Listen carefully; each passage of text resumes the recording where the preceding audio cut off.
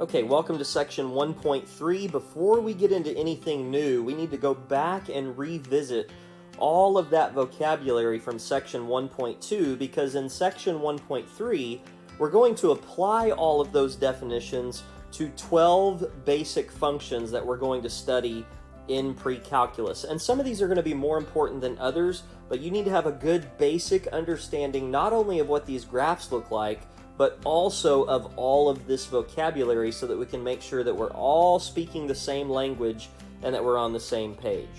Okay, so if we look here at domain, remember is the x values read on a graph from left to right, and there are three restrictions to a domain being negative infinity to infinity. The first of those is the square root restriction, and so we remember from our previous notes that restriction means that the radicand has to be greater than or equal to 0. So just for a basic example, let's say that I had the square root of x minus 2, then the restriction on that would be that x minus 2 has to be greater than or equal to 0, which means that x has to be greater than or equal to 2, and in interval notation that would be the interval from 2 to infinity, including 2 because we're allowing the radicand to be 0.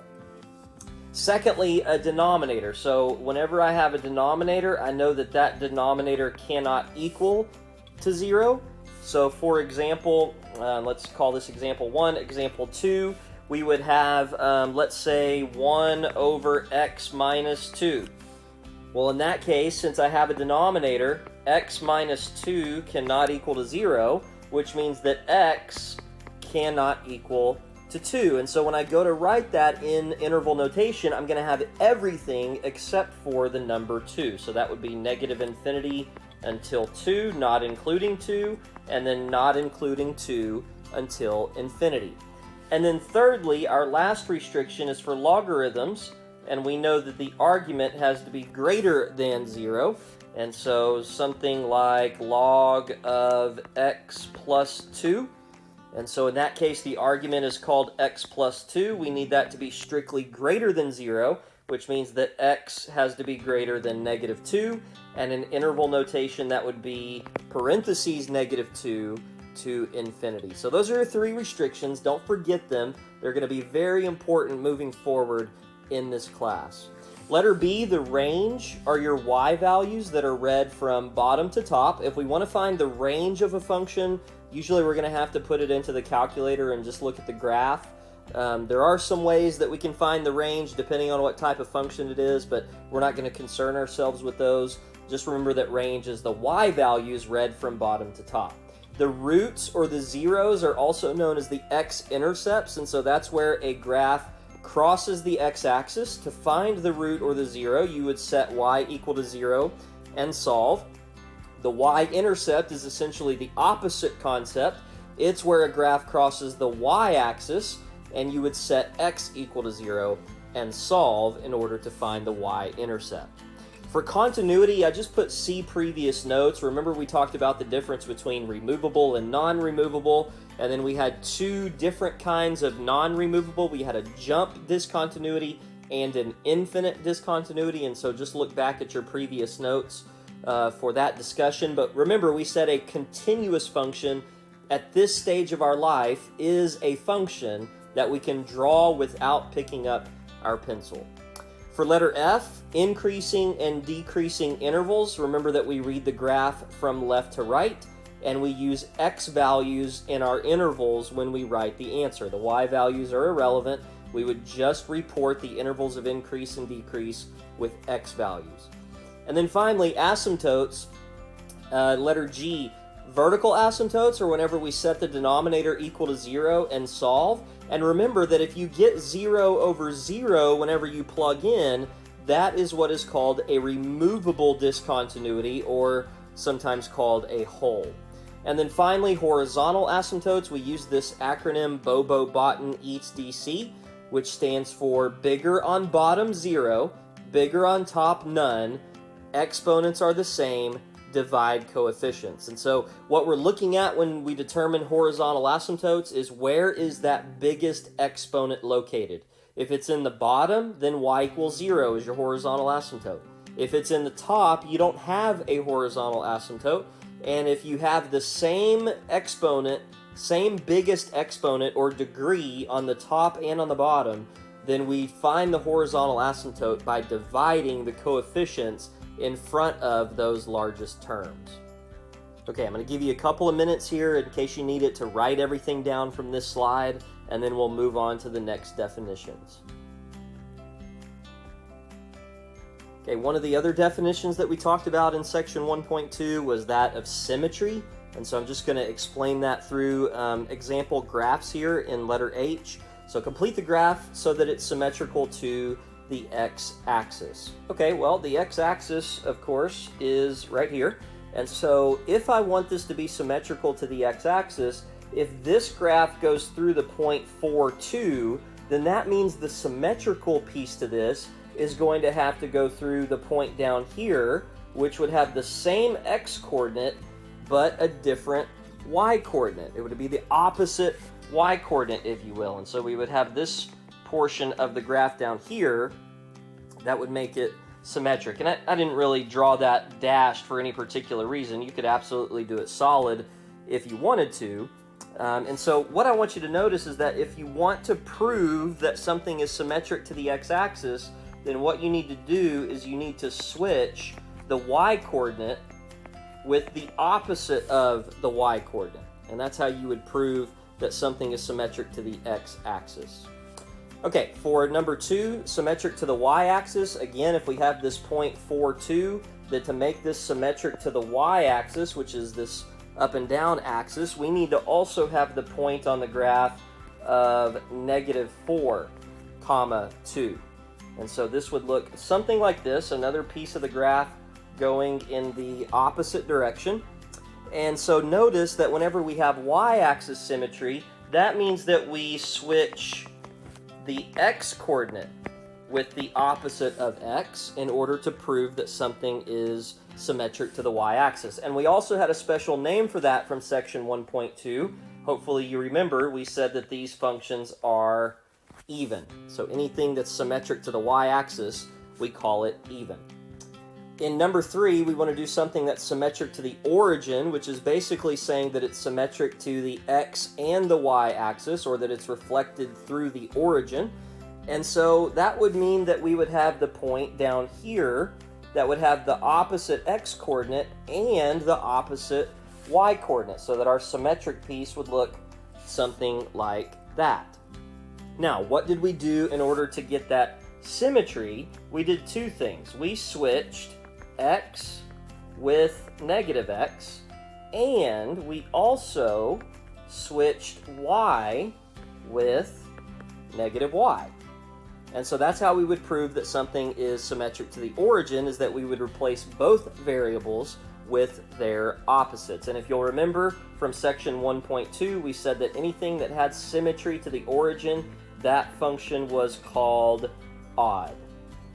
Okay, number 4, the line y equals x. And so what that means is that in order to get something symmetric to the line y equals x, is we're going to switch the x and the y. And so if this is the point 4,2, then I'm going to have the point 2,4 on this piece of the graph. And so this is going to look something like this. And what I want you to notice is that if you were to draw the line y equals x, then the black and the red graph would appear symmetrical to one another. And we are going to discuss these functions in more detail a little bit later on, but I'm going to give you a preview here of the word that we're going to use, and that word is inverse function. And that's what happens whenever we switch the x and the y and then regraph the points. Okay, before we keep going with our definitions, let's work a couple of quick examples determining what symmetry each of these relations has. And so looking at number 1, y is equal to x squared plus 3. So the symmetry that I'm going to check for first, and it doesn't really matter, the order that I go in is x-axis. So remember from our previous slide that to check for x-axis symmetry, we're going to switch y with -y. And so if I do that in the equation, this is going to become -y is equal to x squared plus 3. Now, to determine if I actually have symmetry, I need to resolve for y. So I'm going to resolve for y, meaning I'm going to multiply everything by -1, and that's going to give me y equals negative x squared minus 3. Now, that is not the same exact equation that I got, or that I started with, and so therefore this is not symmetric to the x-axis, okay? So now we're going to check y-axis. So maybe I can try to do that in a little bit of a different color here. So y-axis. And for y-axis symmetry, we switch x with negative x. And so what's going to happen when we do that, we're going to have y is equal to negative x squared plus 3. And what happens when I square a negative? It just goes back to positive, and so this becomes positive x squared plus 3, which, as you can see, is the exact same equation that we started with, and so therefore we do have symmetry to the y-axis, which means that we would call this function, yes, that's right, good job, it is even, because we replaced x with negative x, and we got back the exact same function. Okay, let's now check for symmetry to the origin. And for origin, I'm going to switch x and y with their opposites. So I'm basically switching both of the variables out for their opposites or their negatives. And so this would be negative y is equal to negative x squared plus 3, which is going to give me negative y is equal to positive x squared plus 3, which looks a lot like the first thing that we did up above. It gives me y is equal to negative x squared minus 3, which means I do not have symmetry to the origin. Okay, and then finally, we are going to check for symmetry to the line y is equal to x, and for that we're going to switch x and y and see if we end up with the same equation, and so that's going to give us x squared is equal to, I'm sorry, that's not right. Let me try that again. X is equal to y squared plus 3. And you can see that if you resolved this for y, you would not end up with the same equation. Because if I go this direction, this is going to tell me that y squared is equal to x minus 3. And if I take the square root, I'm going to end up with plus or minus the square root of x minus 3, and that's clearly not the same equation. So we're not going to have symmetry to the line y equals x, and so this final answer, if you will, is that we only have symmetry to the y-axis, and again, what that means is that the graph is even. Okay, number 2, you can try that one for yourself. And what you should come up with is that this equation is symmetric to all 4 of these lines or origins. So it should be symmetric to all 4. And you can just see that real quick. If I were to do, let's say, y-axis, then that would be switching x with negative x. And so what happens when I square an x? I get the exact same thing back. And so that tells me that I have symmetry to the y-axis. If I do it with y, so let's just do x squared plus negative y squared is equal to 3. Then again, when I square a negative, I end up getting a positive right back. And so that would tell me that I have symmetry to the x-axis as well. If I try both, replacing both x and y with their opposites, then when I square them, I'm going to again get the same equation right back. And then finally, if I switch x and y, that's going to end up giving me y squared plus x squared is equal to 3.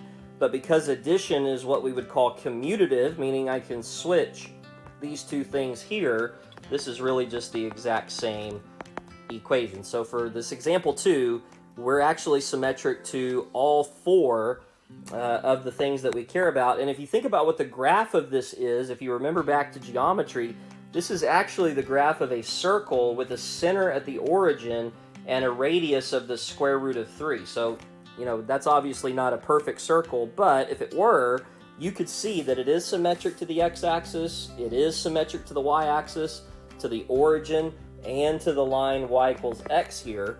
And so what we did algebraically matches up with what we did graphically. Okay, letter J is the definition of one-to-one, which we didn't actually talk about in section 1.2, but we will discuss it a little bit later on when we discuss inverse functions. And so just very basically, a one-to-one function is a function that passes both the vertical line test, which you know about, and the horizontal line test, which is exactly the same as the vertical line test, just with horizontal lines instead. And then for in behavior is what happens to the y values of a graph at the ends of the graph. And when we write in behavior in calculus, we do it using limit notation. So I've got two examples here, a function g of x and a function f of x, and we're going to practice writing these limit statements to represent the end behavior of both of these. So when we talk about end behavior, it's always a limit as x goes to either positive or negative infinity, and so we're going to end up having two limit statements here, a limit as x goes to positive infinity and a limit as x goes to negative infinity of the function g of x. And so let's just take a look and see what is happening to the y values of the graph of g of x as x approaches infinity. Or another way to say that is as x gets really large. And if x gets really large, that means we're down on this end of the graph. So if you follow the graph along, what is happening to the y values as the x values increase?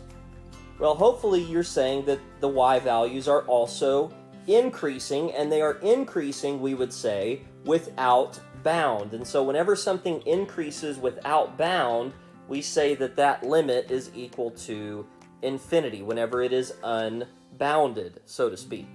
Now, as x goes to negative infinity, that would be the left end of the graph, since the negative numbers are over here. So what's happening to the graph?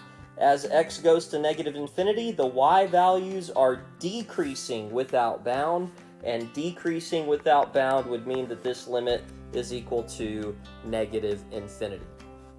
Okay, and then for this second function, f of x, again, we'll have two limit statements. So we'll do the limit as x goes to infinity first, and then we'll discuss what the limit as x goes to negative infinity is. And so first, if x is approaching infinity, or another way to say that is as x increases without bound, we ride the function along and see what's happening to the y values. Well, the y values are getting bigger as well, and they are getting so big that you cannot imagine how big they truly are. They are increasing without bound, and so we would say that this right end behavior limit is equal to infinity. Now, as you go to the left side of the graph, the left end behavior, when x approaches negative infinity, the graph is no longer decreasing without bound. It is decreasing, but it's decreasing to a specific number. What do you think that number is? What y value?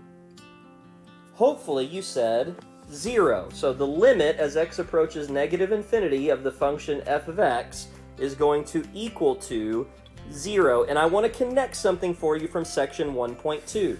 The fact that this limit right here is equal to 0 tells me of the existence of a horizontal asymptote in the graph at y is equal to 0. And you can see pretty clearly over here on the graph that I drew that there is a horizontal asymptote when y is equal to 0. So that end behavior limit and the horizontal asymptote are very much connected with one another.